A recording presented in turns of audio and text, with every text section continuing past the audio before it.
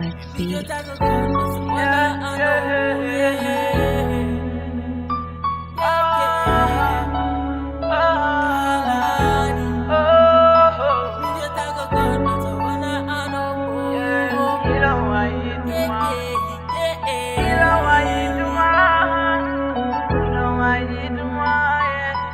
Haningona joldo paska jonta Rio di mbadi show anka jambar Minana nom Imeda hidima Nigeno white agiti men dem badina Alamu konduma goy berna moftuma Sumi matami fevi Jidami ndekudami bern Jimami ndekumami horam fu. Yes, salam guys. This is your boy Baba Gale from Rapular Innovation. Guys, erendo hande to Dakaru Njai to place Malibu. Comme no kaliram au début. Rapular Innovation ko structure mo ganduda hande ko juste pour yaltinde artisaji di ganduda abe ne coin mabbe abe liggo abe jogi talent ko ben Rapular Innovation darani hande pour yaltinde be hande de mbadi accueil ndanan mi accamo o wada présenté o salmina yebobe eskil salminama. Yeah, assalamu alaikum. Skill King, Hajon Kumin. Comme no haaliri ni tan ko Skill King ngarene question ji di vite fait parce que den gandi o saha don way ene hira Skill est ce que aɗa wawi men haalande donc en quelle année puɗɗiɗa rap ma quoi? Yo, music fuɗɗim ɗum entre 2018 fin 2018 quoi gila nden Hajon boɗom hen quoi. Ok, depuis 2018 aɗane mouvement hip hop o est ce que aɗa wawi men waɗe expliqué seeɗa résumé hakkude 2018 ha 2025 ko guurɗa hip hop o e holno jiiruɗa hip hop o? Yo, kañum kam wiyetaranko ni alhamdulillah rek were quoi. Ouais, presque min hen gil 2018 comme no mbirumami joni ni insa goto arin taw ɗin insa ko mbaɗa jangga qur'ana quoi min natɓe musique ko mbaɗa jangga qur'ana eyyi après affaire paraji partout ɗiɗon affaire quoi waɗi kam dartinde ɗum seeɗa mais nde yihno ha ɓooyi seeɗa haɓe gandi ko ɗum ɗon jinmi a faami ɓe kowrite yam rek ɓe mbi kam ko yomi ya ma Allah noon ko heddi ko quoi way guila nden ha joni ça va emin hen quoi. Est ce que aɗa wawi men haalde première musique ma mo iɗiɗa wadde holno wiyete? Yeah, premier musique o woni son goto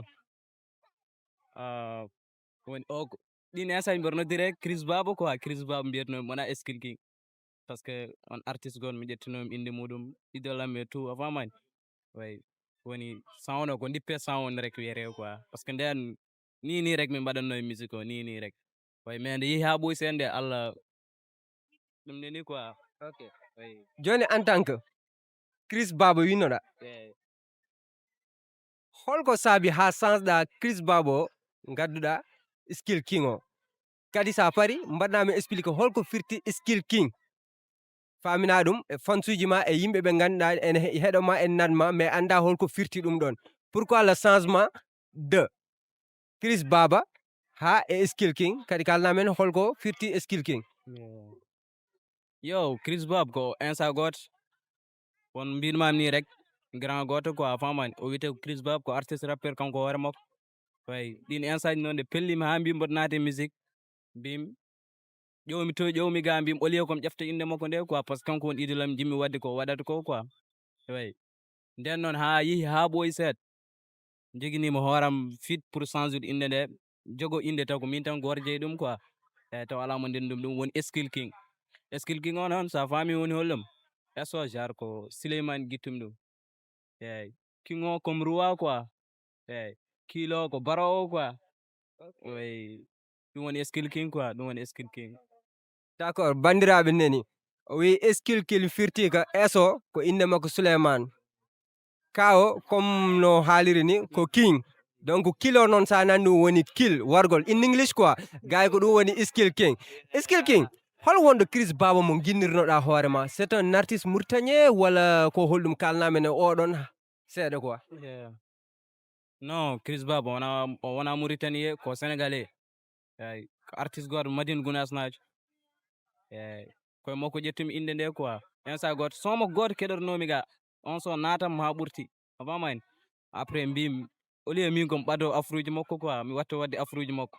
Eyi jarne narami musique nde koye makko rek mais nde yihino ha ɓooyi seeɗa après mbaɗmi ni quoi gommi e ƴewde min komi moftani quoi. Oui. wadde firtidal kanko waɗma motivé ha naɗa e musique o. non o waɗani kam motivé ha natmi e musique o wona kanko waɗi ɗum quoi. motivé non musique ko min rek fin jiɗmi quoi. a heɗoto tan ha mi heɗaɗo rek fin mi jiɗmi kanko inde makko nde komi ƴettoyi ɗum après quoi. Eyi min guila mbaɗa famdi komi keɗotonoɗo musique rek a famani mbaɗa jangga Qur'an mbaɗa heeɗo musique a fami mbaɗa yaha concert aji et tout a famani mais nde yahno ha ɓooyi seeɗa affaire o naati e hakkillam gonga mbimi au lieu min komi waɗa ɗum ɗo quoi par ce que mi waɗi ɗum mbaɗa andi mami yiiya hen hooram a famani mais joni alhamdulillah on to ɗum fuɗɗi arde quoi. Eyi min ñaago Allah noon yo Allah newnu ko heddi ko. Eyi amin amin a wi carrière ma puɗɗiɗa ɗum ko en 2018 j'espère noon mbiɗa a yeehi ha nder a wi a waɗino stand by manam a aritino holko saabino arrêt mo mbaɗɗa oɗon. way arrêté o ko jinnaɓeɓe rek quoi.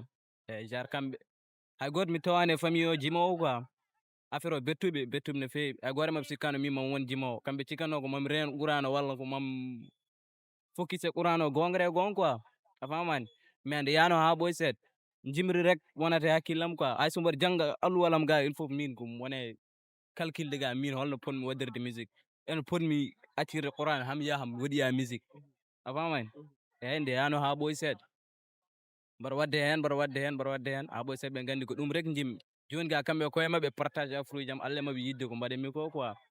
Way ko ɗum rek wona e dargo ɗum quoi. mais par avant premiére ndeɓe cali nde mais holno gurirɗa ɗum. ok premier ndeɓe cali nde no guurumi ne metti quoi ne metti jar mi finat avant mi yiya affiche aji concert aji quoi. Way mi yiiɗa indam waɗe e liste mi doga mi docte quoi mi yaade e gaynuji am e partout min jaaha min jettoyo toon min cuuɗoro noon somin jaaha min cuuɗoro quoi. Eyi indeji amen batti waɗede liste min jaaha min monte a famani noon rek suuɗade rek wonani amen hen quoi hay goto tawi o kam ɓe mbawa jaggude mo quoi way ɓe goppamo tan e ɓe passion mo goppi e passion mo quoi eyyi comme no mbiɗa ni mbiɗa joni a felli way ne woodi pellitmi lawol gorol nde pellitmi nde noon kamɓe kadi ɓe pelliri quoi a famani eyyi ok Eskil min namdo Eskil holto ɓuuri waɗde basé ko Sénégal walla ko Mauritanie. yo min Eskil comme sénégalais mais ko Mauritanie gandami quoi a famani yimɓe gandiri kam min komi Mauritanie eyyi mais parfois foof mbaɗa présenté indam mbaɗa présenté wuuram quoi eyyi mbaɗa présenté kadi wuuro mo gonmi ha indam nana nde eyyi jar firti ko deeɗi foof mbaɗomi hen quoi mbaɗomi e Sénégal mbaɗomi e Mauritanie eyyi par ce que mi wawa dañde ko ɓuuriɓe quoi. Oui mais c'est à dire ko Mauritanie toon jibinɗa toon mawnuɗa walla bon ko ɗo jibinɗa mawnuɗa toon bon laɓɓinana yimɓe quoi par ce que souvent ɓe namdo Eskil kin ko artiste holton quoi to waɗi basé quoi. way ne woodi si mbeɗa nani yimɓe ne kalda ɗum ɓe mbiya Eskil kañum ko Mauritanie walla ko sénégalais a famani mais min comme sénégalais quoi a famani komi Madine Gounass nayjo d'origine Madine Gounass nayjo mais jibinami ko Mauritanie wuuro woto ne wiye Silla Rewo hedde Keydi Dimbédior hedde toon quoi ɗon jibinami ɗon mawnumi ɗon gandumi et tout toon janggoynomi ga eyyi toon ɓuurmi andude quoi Madina mbeɗa ara ɗo rek parfois mi wayri ɗo guila 2019 ɗum tagui maylol yimɓe ɓuura andude quoi ɓe gandiri Eskil King rek ko Eskil King Mauritanie ɓe ganda Eskil King kañum ko sénégalais quoi. Ouais mais min côté am ko deeɗi foof nanggumi quoi comme Mauritanie comme sénégalais yeah ɗum d'accord ale Eskil aɗa jangi uran tokkaɗa a jangi français seeɗa. non min mi meeɗa joɗade 16 école a nanani mbima mi meeɗa joɗade 16 école mais maynam hecci midi quoi a famani est ce que min ko mi meeɗa nele toon quoi mi meeɗa nelede e nder classe saaha janggude mi meeɗa nelede toon saaha janggude min ko côté Qur'an o ɓurnomi yarude quoi comme no mbimami ni famille o ko affaire Qur'an rek ɓe abbiri mbiɗa wawi widema hay goto janggani hen école ga quoi joni music en tant que janngoɗo music ko mbiyata ene harmi walla harmani? Yo music no min anda hen haydara. Eyyi parfois mbaɗa nana ene aña, parfois mbaɗa nana moƴƴa hen, parfois mbaɗa nana kadi ala ko woni hen quoi. Eyyi. Ok, depuis début carrière ma ha hande to gonɗen ɗo, a meeɗi waɗde projet walla? No mi meeɗi wadde projet. Projet o on finalement yaltani quoi. Sakket ɗo wadda ɗum ɗo e seeɗa quoi, défaut e seeɗa ɗum tagi malol min gacci ɗum ɗon. Mais à part ça woodi son uji ɗi jaltinoɗa? Way no waɗi son uji mo jaltimi, no waɗi son uji mo jaltimi. À peu près combien de son? Joni mbaɗa wawi widam gonmi koye fuɗɗirade, a famani? Comme ko woni e compte am ko ɗum rek mbiyatmami 2 son mbaɗmi e nder compte am firti gonmi koye fuɗɗirade. À part ɗum ɗo mboɗo jogui mi anda no foti son uji ga. Mais mande pelliɗa fuɗɗitade ko hikka walla ko holnde? Non mi fuɗɗirima guila e rawande. Guila manam firtidal eskilkin tigi ko rawani fuɗɗi. Way eskilking tigi ko rawande fuɗɗi quoi. Eskilking ndeno ko eskilking ran jawa haaju muɗum. A famani? Eskilking baddo en ronki hebde ko yiɗi ko. Mais joni alhamdulillah woodi ko ari, a famani? Ɗum tagi il faut mi waɗa hen focus quoi. Mais eskil hol façon musical mo mbaɗata? Sa haaji aɗa waɗa rap walla dal an koye musique aji love tan mbaɗata quoi? Non min parfois mbaɗa waɗa rap mais hewani e jimɗam quoi. Ɓurmi yidde ko jimri quoi. Eyyi. Ɗum ɓurmi yidde. Ok, elle dow ɗum ɗon a yaltini ɗo son goto love waɗɗo hit joni min jiiɗi gartana men seeɗa e oɗon son dokka men hay soko mesure seeɗa fuɗɗorde mbaɗa men expliqué holko saabi winduɗa musique o ko an wuri ɗum walla ko goɗɗo wuri ɗum walla dal ka joɗiɗo tan miijiɗa ɗum quoi? Non ne hani gona jolɗo oɗon so genre ko mino e ɓadiɓe kam quoi. Mi wiyatama staff par ce que staff soit dañete taw woodi ko ɓadiɓe raw. Eyyi.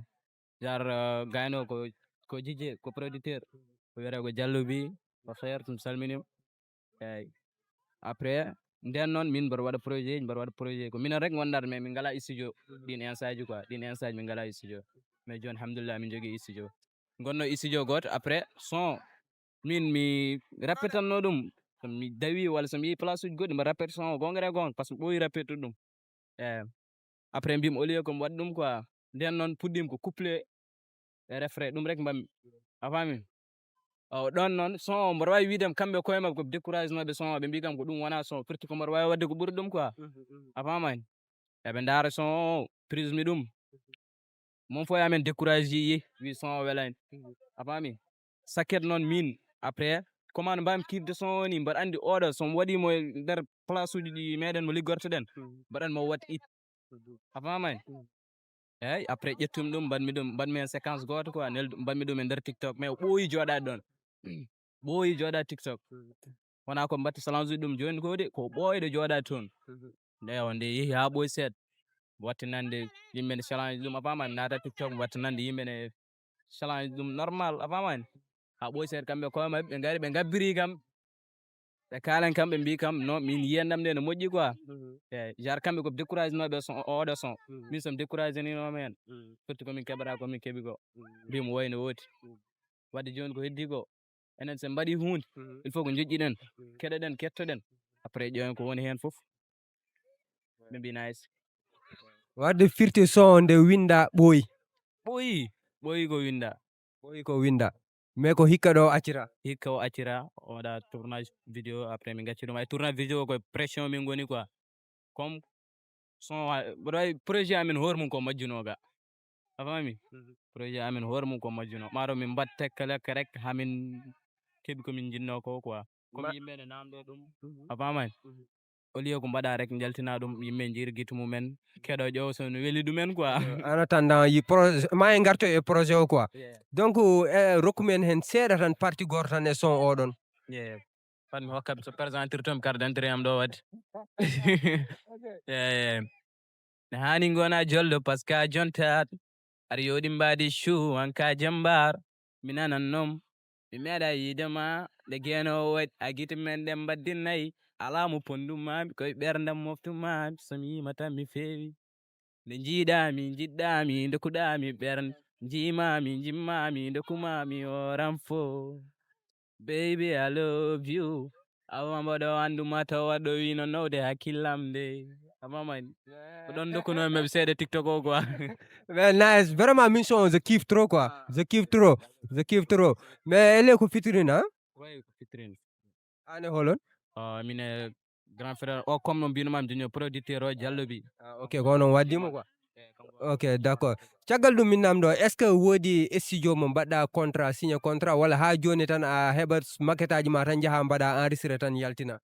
yo si mi jogui studio comme no mbimami nane ni nane nden min gonno ko studio jenen mais nde yeehi ha ɓooyi seeɗa gayno genre kanko ko comme o nanguiri kam o nanggani kam min comme artiste makko o nanguiri kam comme miñiko a faami comme miñiko nanguiri kam a famani nden min jaha min jaadano studio ji goɗɗi maylol mais yeehi ha ɓooyi seeɗa min gandi minen komin fodɓe hebde studio nden noon kanko sacrifie halis makko o yaltina halis makko o waɗi studio o wi kam eskil studio ma neni quoi a famani on woni Diallo Bi quoi o hayrta bik eyyi Kanko mixi son oɗon quoi moni son mo son amen oɗo Yilo? ma yituma Yilo ma yituma Way. kanko waɗi mixe son quoi. way so kanko mixi ɗum kanko prise ɗum kanko waɗi foof et tout quoi. Vraiment c'est mi waɗi kiif ligge makko quoi.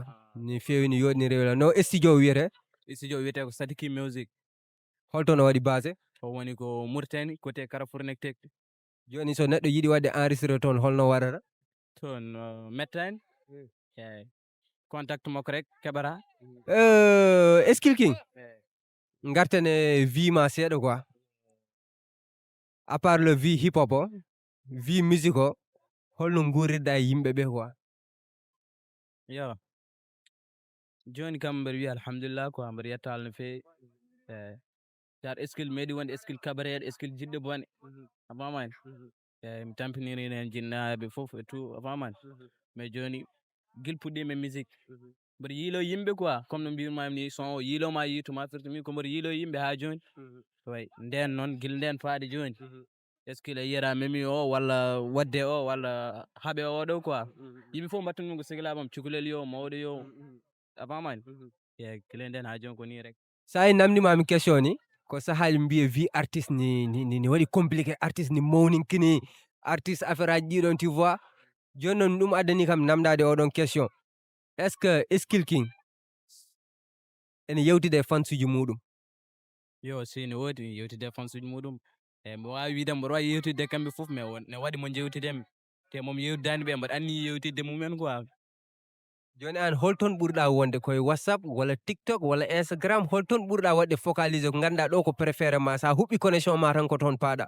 non min comme no mbimami ni mi meeɗa nelede genre classe école quoi fama ɗum tagui mi forcinani côté Facebook en YouTube en ɗiɗon YouTube nanar kam toon rek ko nannude son am para hen a faami pour l' instant ni gonmi koye nder WhatsApp o a famani TikTok o kadi parfois mboɗo filti hen seeɗa seeɗa quoi. Caggal ɗum holko mbatta à part rap o? mino komi tabsiri janggude métier am ha guenumi quoi komi tabsiri. Donc musique o aɗa ɗammini hande musique o sans golle ene yaaha walla yahata?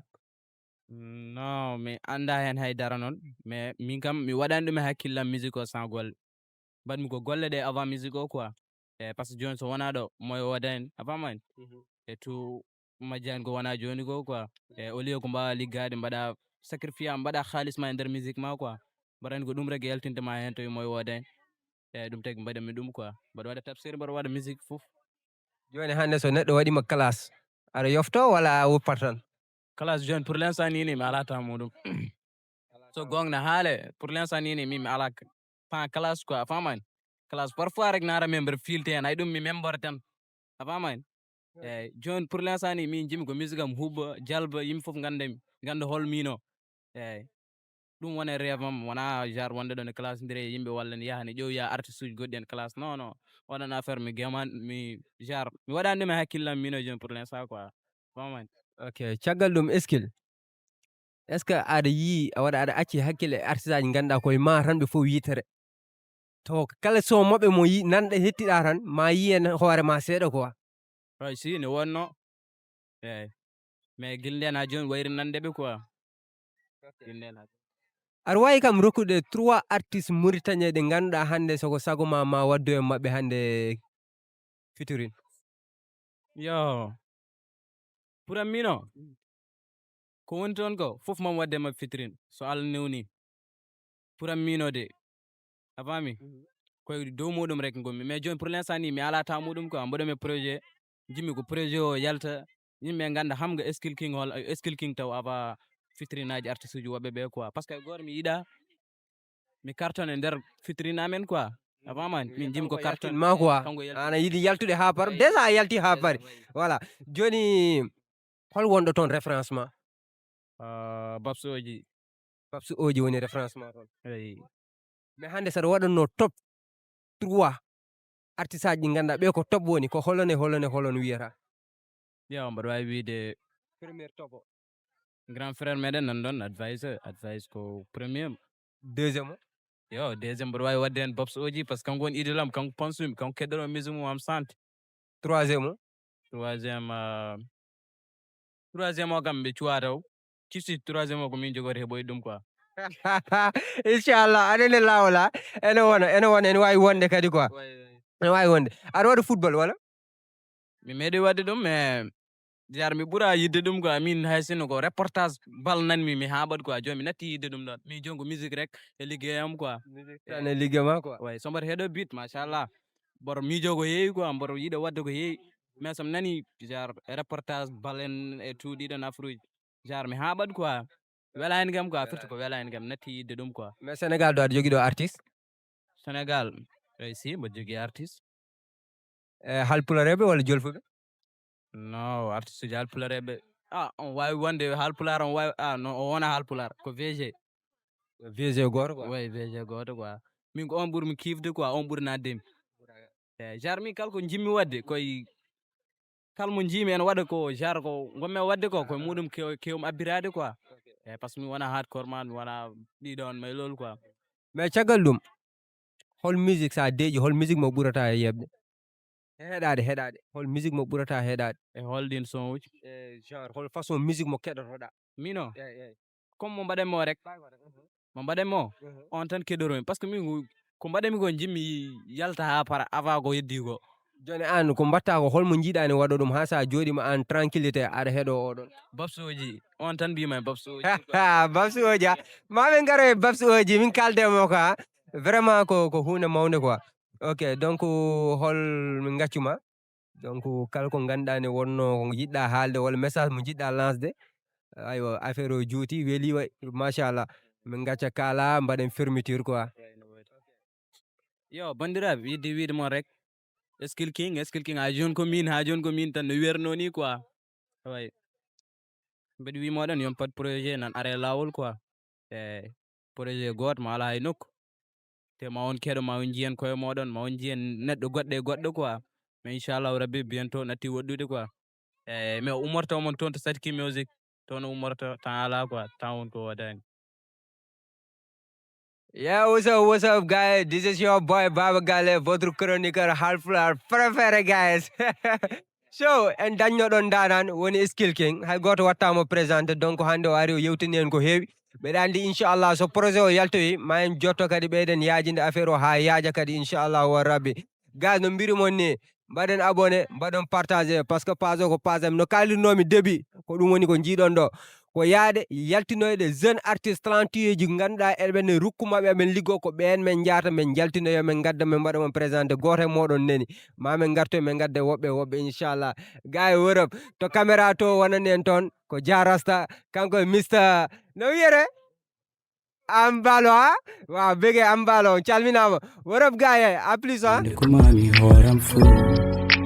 baby I love you Agambado andu matawado wina know they are killing Call me kono wodi Minin jidir mami ni mi miada idir non te So duty nene baba reko ano wonipe Il faut que mol no mai dama ganda na mite Ala to mi hala ni halama Jama so mi leli mi joma